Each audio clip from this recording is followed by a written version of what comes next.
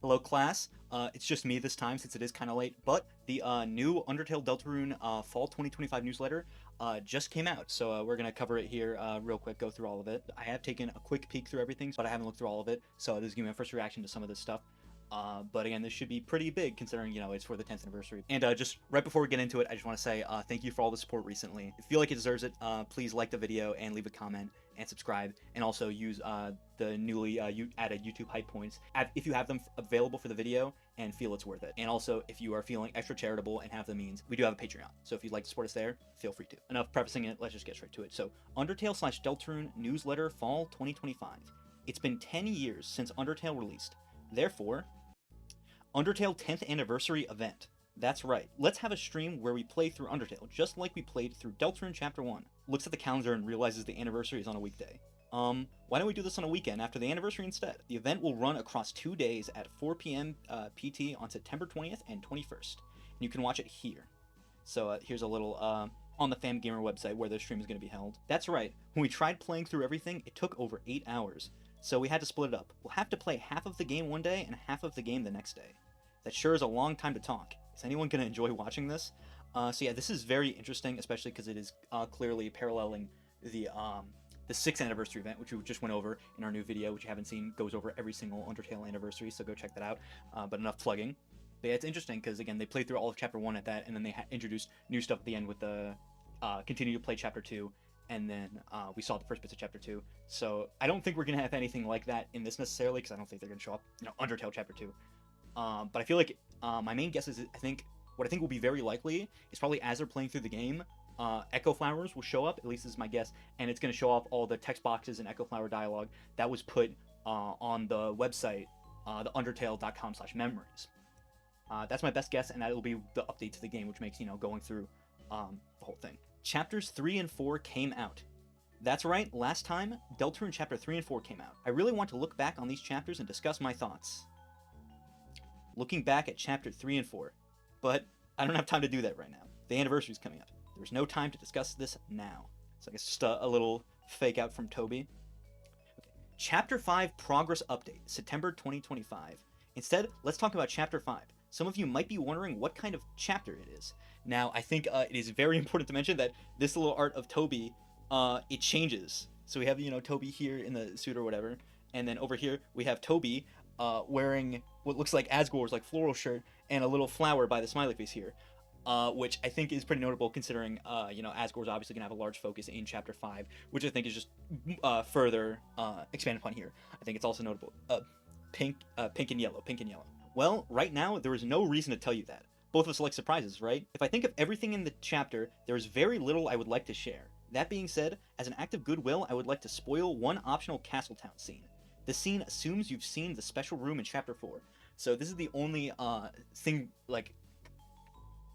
So this is one of the only little teasers we get of Chapter 5, which is a little sad because I was hoping we'd get maybe some music or some screenshots. But I understand what Toby's going for here, where I think seeing literally anything about Chapter 5 is going to spoil it a lot, assumedly.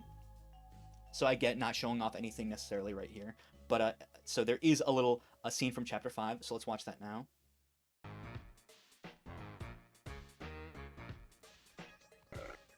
Ow. Ow. Ow. Hey, boss. Someone, just knocked. You think that's, Dana? No way it's Tenna, rubber brain. If it was him, that knock could be more, glooby. Ow. Ow. Ow. By the way, what the heck is this drink you got me? Battery acid? Battery... What? What the heck make you think I'd drink that? Well, it's my theory, boss. Yours is green. So you look good with a green drink. Theory? That's not a theory, that's just...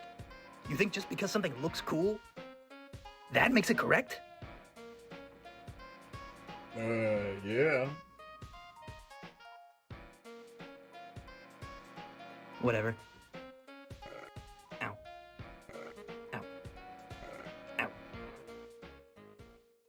Okay, so, interesting. I'm not entirely sure how to unpack that yet. Again, a lot of the mic stuff is referencing stuff going on in like fandom spaces and referencing like theory culture with Deltarune. So it's the whole like, oh, just because something looks cool doesn't mean it's true. I don't really know what that like has an equivalent to in Deltarune. My best guess is maybe people thinking that friend is like the pointed tail, and again like just attaching the pointed tail sprite to the amalgamate friend sprite and just assuming that's what the tail of hell is, because that's kind of like, oh, it looked cool, so we assume it's right. But that's my best guess. And next time I could show more from Castletown and then a sprite of a Pluie mic here. So I think the main thing that we're going to be seeing in the future for this chapter is Castletown stuff, which I guess makes sense because there won't be as many spoilers because it's just carryover from extension of like chapters 3 and 4 stuff rather than chapter 5 stuff. But I think that's interesting because I think that also means we'll probably be able to go into Castletown before the chapter 5 Dark World, which I think lends more precedent of us walking around town before chapter 5 Dark World, kind of like how we had in chapter 4. Detailed progress info. This is the current status of progress as of September 8th, 2025. Areas. The early parts of Chapter 5 are complete, but need polish in optional areas. Maybe the last 40% or so of the game is in the rough first pass state, and the last 10% is in a prototyping state. Probably around 85% of cutscenes have been created up to the first draft state. However, of those, at least 20% or so will require more polish. And we get this little sprite of a dark and scary Christmas tree. I don't really know what to make of this, other than this is probably something that will be out during the festival, and then maybe it being all darkness because it's opening a dark world in the festival. I don't know, but this tree scares me. Enemies. Regular enemies are mostly done. One programmer is already working on regular enemy bullet patterns of Chapter 6. Okay, so this is kind of crazy. So again, as we went over in a previous video, tobyfox has never, in the entirety of Deltarune's release cycle, referenced chapters 6 and 7 even once.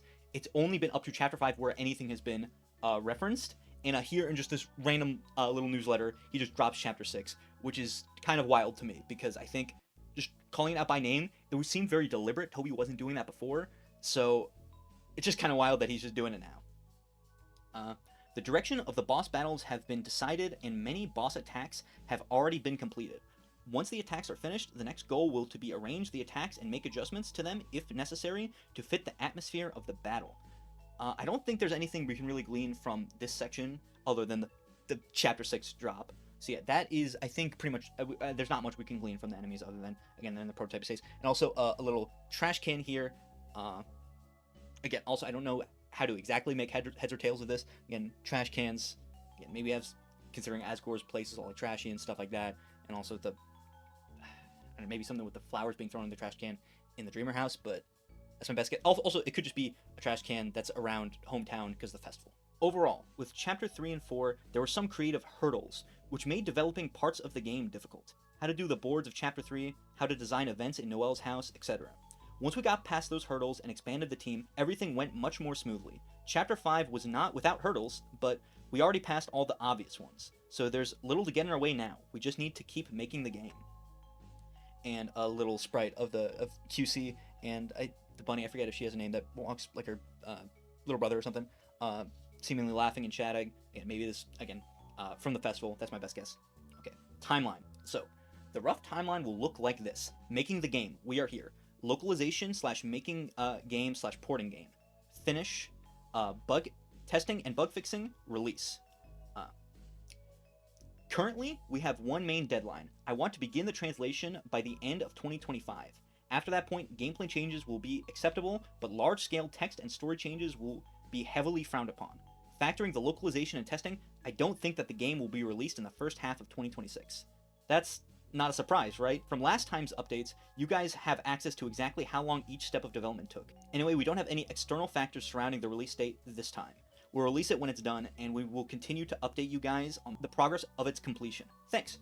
So this confirms that apparently Chapter 5 will not be coming out in the first half of 2026, which I was kind of expecting it to be around there. I kind of had a feeling they had more of it done, which she confirms here. No, it'd probably be in the latter half of 2026. If I had to guess, probably around this time next year for the anniversary. If not for Undertale's anniversary, then Deltarune, I think fall 2026. That makes sense based on everything he's talking about and based on the release schedule and comparing it to the release schedule we got last time.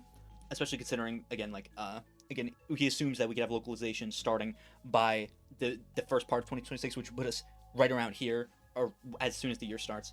So again, we'll probably have to wait a little bit longer than some people might have thought for Chapter 5. But yeah, that's interesting. So I think that is it for the newsletter for the main information regarding Undertale and Deltarune. The rest of it is some more tangential stuff, including merchandise, and also, obviously, again, we'll get to the big Homestuck-shaped elephant in the room. But yeah, that is the majority of the Undertale Deltarune stuff. So if you only stuck around for that, thank you. Okay, Toby Fox voice acting for Homestuck. So yeah, I'm sure most of you are probably already aware of this, but let's just get right to it. Let me tell you about Homestuck. Like a dad scolding. It's like, let me tell you about. If you haven't heard of Homestuck, it was the webcomic that basically launched my career. Back in 2010, I was a high school student with no aspirations for music composing at all. That was until I discovered this webcomic, which I really liked. You see, the comic's animated sequences had music created by a team of very talented musicians, the Homestuck music team. I wanted nothing more than to be part of my beloved comic just like them. So one day, when a call was put out for additional musicians, I instantly took this opportunity to become a composer. I made some bad music, sent it over, and the author of the comic added me to the group. Well, I didn't want to waste the opportunity of being added, so I tried really hard to make as much music as I could, combining as many motifs as I could from the other musicians. It was that exercise which forged me into the composer I am today. Additionally, thanks to my association with the comic, I gained a following on social media, which really helped me when I made a Kickstarter for my game Undertale. You know, the thing which enabled me to make the game. I even initially reached out to Temmie specifically because of a Homestuck fan art she did on Tumblr. That's actually interesting. I don't know if we've ever heard that lore. That's pretty crazy. Actually, they might have said that in an interview before. I just don't personally remember it. So, I really owe a lot to Homestuck. It made me better at music, allowed me to make my game, connected me with many important friendships, and it taught me lessons on how to deal with fandom and the importance of valuing your fans. In my mind, it's basically a debt I might never be able to repay. Therefore, when I was asked if I could help out with a new Homestuck animation, I said I would give it a shot. Surprisingly, the request was not for music, but voice acting. Still, I felt like I should help out. Waiting at the voice acting studio was another surprise. A few minutes into recording with the voice director, I noticed, hey, isn't this guy's resting voice Daggett from Angry Beavers? It turned out the voice director was the voice of Invader Zim, Richard David Horvitz. The recording session took a few hours, but it was so much fun it felt like it ended pretty much immediately. I'm not really a pro, so I was nervous about the result, but Invader Zim told me that I did a good job, so I just have to trust him. Anyway, that was my experience helping out. Now I'd like to show you the trailer. I play the role of John Egbert, the kid wearing glasses. But first, a warning for the more sensitive members of my audience. Homestuck has a lot of dirty language, and they had me say some pretty profane things, so if you're a kid or would rather not hear those kinds of words, don't watch. Thanks. See, and this just leads you to the trailer for the pilot for the Homestuck animated series. Again, we've talked about this before on the channel in one of the shorts, but yeah, Toby Fox is voicing the main character of Homestuck in the animated series, and hearing him reflect on this is pretty interesting, again, like how much he feels he owes Homestuck for like where he is today, and yeah, it feels very fitting for him to kind of reflect on this after for the 10th anniversary of Undertale, since Homestuck is so important to like him and his career. Off music. Fangamer developed an alternate version of Off available for Nintendo Switch and Steam. It's a legendary RPG Maker game. The characters were inspirations for designs of Sans and Papyrus.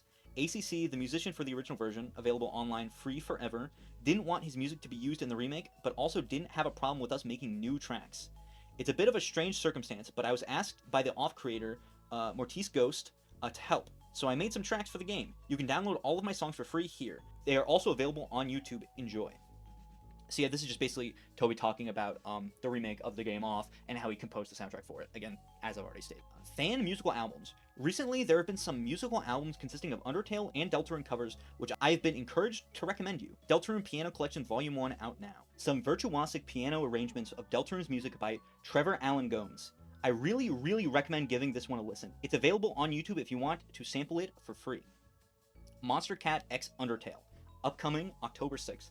An album of electronic Undertale arrangements curated by Monster Cat and Faraga Records. Many different artists worked very hard to put this album together, and the creativity shines through. The full album releases Monday, October 6th, with a physical edition to follow. Click here to be the first to listen to it. New merchandise. When I searched Tenna on the Fangamer store, a shirt for Ina came up. It doesn't look like my usual merchandise, but I guess I should tell you guys to buy it. So yeah, this is just some of the merchandise we've already seen on, like, I think Twitter, believe, of the, the Tenna plush and Tenna statue, some stuff. Also, notably, not in here is all the merch that got announced for the 10th anniversary. If you didn't see, I'll put it on screen. Some like jackets, shirts, plush of Monster Kid.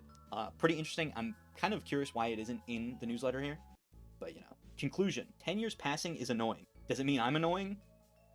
Anyway, I'll save my words for the event. and it just brings you back to the 10th anniversary stream event website. So yeah, this is interesting. Not as much in here as I thought there was going to be initially, but I think that's because a lot of the big stuff is probably being saved for the 10th anniversary event, especially considering how long it's apparently going to be. So we just got kind of like a little sneak peek at like what the, again, this is basically telling us, again, Deltarune updates and a few other tangential stuff, and the big anniversary celebration event is being saved for next weekend, which I think is a smart move, not holding it on a weekday. I think another important thing to mention before we sign off here is tobyfox on Twitter had this to say, where he said that apparently for the stream of Undertale, tomorrow being, I guess actually referring to the anniversary day being the 15th, I'll ask you what name we should choose at the beginning of the game, 6 characters or less. Then we'll choose several names from the suggestions and pit them against each other in charity donation battle. Take this time to form factions and make it a good fight. So yeah, just talking about like what we'll be naming the fallen human at the beginning. I wonder who's going to win at this. It'd be pretty funny if it ended up being Kara, but you know, we'll see. And then he also says another important thing is, by the way, I hope this won't be an issue, but I caught COVID a few days ago. Hopefully I'll be better by the end of the week, but if I totally lose my voice or something, the event may need to be delayed. I definitely couldn't do 4 hours of voice to text right now. So yeah, just another thing, potentially, apparently, tobyfox caught COVID, so the stream might potentially get delayed. I hope it doesn't, obviously, because I want to, you know, sink my teeth into whatever this is as soon as possible. But I hope tobyfox recovers quick. It's a shame that he got sick on the 10-year anniversary of the game that, like, changed his life. So that is everything in the Undertale/Deltarune newsletter Fall 2025. Yeah, some interesting stuff here, and I am very excited to see what's in store for that like Undertale stream. Again, I think it's definitely gonna have something to do with all the like Echo Flower memory stuff that we saw on the Undertale.com/memories page.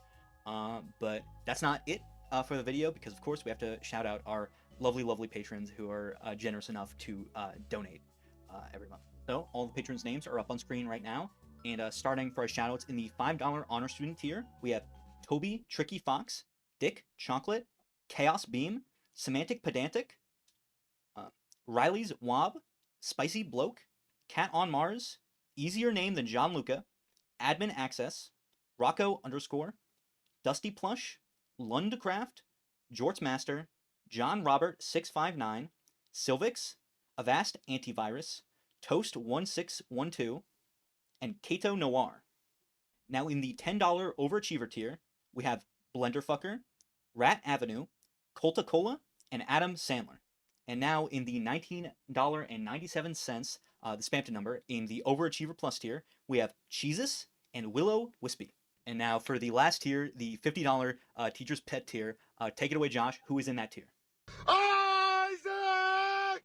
Adam Sandler! Timey fits you! Okay, and I believe that is it for the video. Thank you so much for watching. Tell me in the comments which member of the code that you missed the most, who isn't here today. And yeah, thank you for watching. Bye-bye. I don't have a funny joke to end the video with. The video ends right now.